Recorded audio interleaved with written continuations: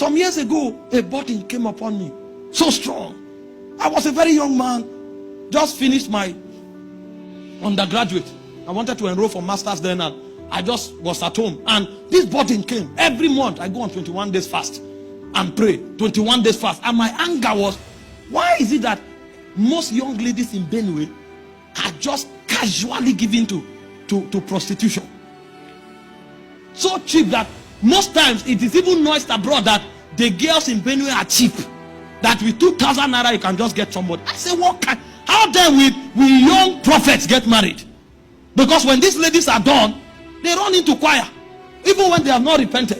What kind of thing is this? How will God's heritage be preserved? And I had this burden because that's how I taught them. And I started praying.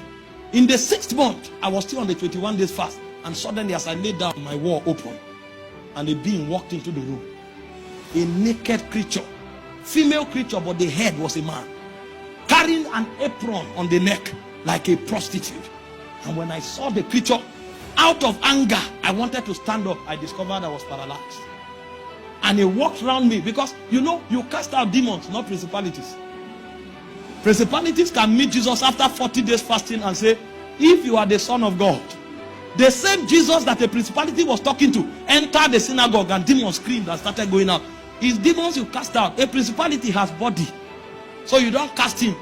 It's a demon that does not have body, illegally occupying somebody else that you can say, get out. When you meet a principality, put on the whole armor of God because you are about to fight.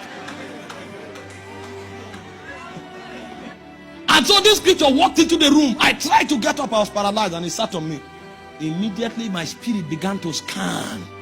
And I remember, they that call the name of the Lord, they shall be saved. And I said, Jesus save me.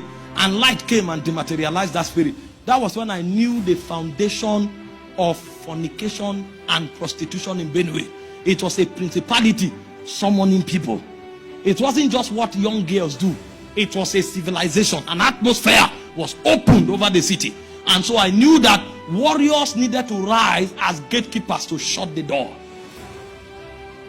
Because that's the technology in the spirit. So the burden that was put upon me was so that me too I will rise as a voice. And in the day of my stature, I will be able to speak from the heavens and say, let this gate be shut. But I didn't know. I started praying and attacking things. It was not time to attack. It was time to journey back to Horeb, the mountain of God. Because when Moses had that body, he thought he would kill all the Egyptians. No, that was not the time to kill. That was the time to find the mountains of God. And the Bible said, Moses in Exodus chapter 3 verse 1, he said he was keeping the sheep of his father-in-law Jethro until he came to Horeb, the mountain of God. The whole technology of body is to bring you to the mountain of God. If you have not arrived at the mountain of God, it means you didn't hear correctly. So the first set of people that respond to the call of the bride are those who are called burden bearers. They hear something. That thing they hear becomes a weight in their heart. God shares his anger.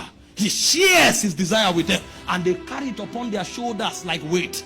And they nurture it until that weight brings them to the presence.